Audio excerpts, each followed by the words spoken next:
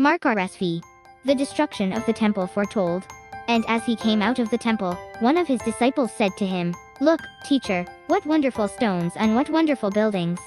And Jesus said to him, "Do you see these great buildings? There will not be left here one stone upon another, that will not be thrown down." And as he sat on the Mount of Olives opposite the temple, Peter and James and John and Andrew asked him privately, "Tell us, when will this be, and what will be the sign, when these things are all to be accomplished?"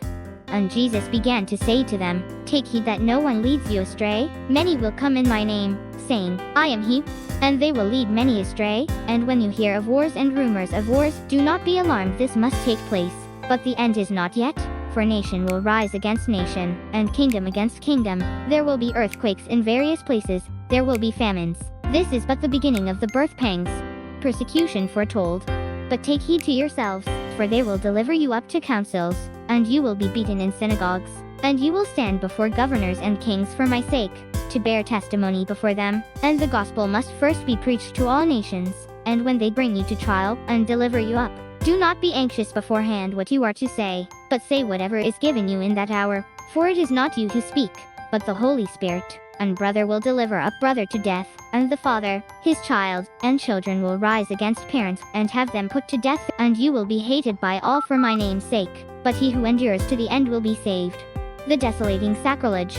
But when you see the desolating sacrilege set up where it ought not to be, let the reader understand. Then let those who are in Judea flee to the mountains. Let him who is on the housetop not go down, nor enter his house, to take anything away. And let him who is in the field not turn back to take his mantle. And alas for those who are with child, and for those who give suck in those days. Pray that it may not happen in winter. For in those days there will be such tribulation, as has not been from the beginning of the creation which God created until now, and never will be. And if the Lord had not shortened the days, no human being would be saved. But for the sake of the elect, whom he chose, he shortened the days. And then if anyone says to you, 'Look, here is the Christ,' or 'Look, there he is,' do not believe it. False Christs and false prophets will arise and show signs and wonders, to lead astray, if possible, the elect. But take heed, I have told you all things beforehand. The coming of the Son of Man.